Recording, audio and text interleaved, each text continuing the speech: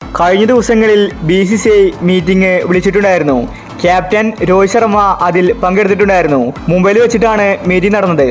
T20 world കപ്പിൽ ആരൊക്കെ എടുക്കണം, ഇതായിരുന്നു ചർച്ചാ വിഷയം. ഇപ്പോഴിതാ രോഹിത് ശർമ്മ ഇതിനെപ്പറ്റി തുറന്നു പറഞ്ഞിരിക്കുകയാണ്. രോഹിത് പറഞ്ഞ കാര്യമാണ് നമ്മൾ ഇന്നത്തെ വീഡിയോയിൽ നോക്കുന്നത്. ഇതുപോലത്തെ IPL ന്യൂസിന് വേണ്ടി ഈ ചാനൽ മറക്കാതെ സബ്സ്ക്രൈബ് ചെയ്യൂ. രോഹിത് ശർമ്മയാണ് ഇപ്രാവശ്യം T20 വേൾഡ് കപ്പിൽ ഇന്ത്യയുടെ ക്യാപ്റ്റൻ.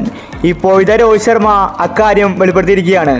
രോഹിത് പറഞ്ഞത് ഇങ്ങനെയായിരുന്നു: ഇപ്രാവശ്യത്തെ T20 വേൾഡ് കപ്പ് അത് BCCIയേക്കാൾ ഇമ്പോർട്ടൻ്റ് ആണ് എനിക്ക്. എൻ്റെ ക്യാപ്റ്റൻസിയിൽ ഞങ്ങൾക്ക് കപ്പ് നേടണം. ഞങ്ങൾ ഇപ്രാവശ്യം രണ്ടും കൽപ്പിച്ചാണ് വരുന്നത്. ടീമിലെ സ്ക്വാഡിനെ പറ്റി ഇപ്പോൾ തന്നെ ധാരണയായിട്ടുണ്ട്. പക്ഷേ ഞങ്ങൾ 2-3 കാര്യത്തിൽ ആശയക്കുഴപ്പത്തിലാണ്. ഒന്നാമത് ഹാർദിക് പാണ്ഡ്യയുടെ കാര്യത്തിലാണ്. പാണ്ഡ്യയ്ക്ക് ഇപ്പോൾ പഴയതുപോലെ ബാറ്റും ബൗളും ചെയ്യാൻ സാധിക്കുന്നില്ല. അദ്ദേഹം ഫ്ലോപ്പാണ്. ക്യാപ്റ്റൻസി മാത്രമാണ് മുംബൈ ടീമിൽ പാണ്ഡ്യ ചെയ്യുന്നത്. അതുകൊണ്ട് സെലക്ടർ പാണ്ഡ്യയോട് മികച്ച രീതിയിൽ ബൗൾ ചെയ്യാൻ ആവശ്യപ്പെട്ടിട്ടുണ്ട്.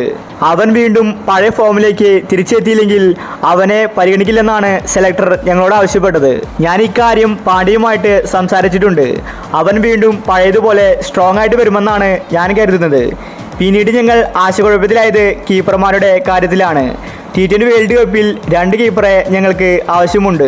ഋഷഭ് പന്ത് തിരിച്ചെത്തിയിരിക്കുകയാണ്. അവനിപ്പോൾ നല്ലതുപോലെ തന്നെ കളിക്കുന്നുണ്ട്. അതുകൊണ്ട് ഇന്ത്യൻ ടീമിൻ്റെ മെയിൻ കീപ്പറായിട്ട് ഋഷഭ് പന്തിനെ എടുക്കാനുള്ള തീരുമാനമാണ് അവിടെ നടന്നത്. ബാക്കപ്പ് കീപ്പറായിട്ട് സഞ്ജുവിനെയും ഇഷാനെയും പരിഗണനയിലുണ്ട്. രാഹുലിനെ ടീമിലേക്ക് എടുക്കില്ലെന്നാണ് സെലക്ടർ പറഞ്ഞിരിക്കുന്നത്. സഞ്ജു അല്ലെങ്കിൽ ഇഷാൻ, ഇവരിൽ ഒരാൾ ബാക്കപ്പ് കീപ്പറായിട്ട് വരുമെന്ന് രോഹിത് ശർമ്മ വ്യക്തമാക്കി. എന്തായാലും ആരാധകർ ആവേശത്തിലാണ്. ഇപ്രാവശ്യമെങ്കിലും ഇന്ത്യ T20 വേൾഡ് കപ്പ് സ്വന്തമാക്കണമെന്നാണ് അവർ ആഗ്രഹിക്കുന്നത്. സഞ്ജുവും കൂടി ഉണ്ടെങ്കിൽ മലയാളി ആരാധകർ ഡബിൾ ഹാപ്പിയാണ്. അപ്പോൾ ഇതുപോലത്തെ IPL ന്യൂസിന് വേണ്ടി ഈ ചാനൽ മറക്കാതെ സബ്സ്ക്രൈബ് ചെയ്യൂ.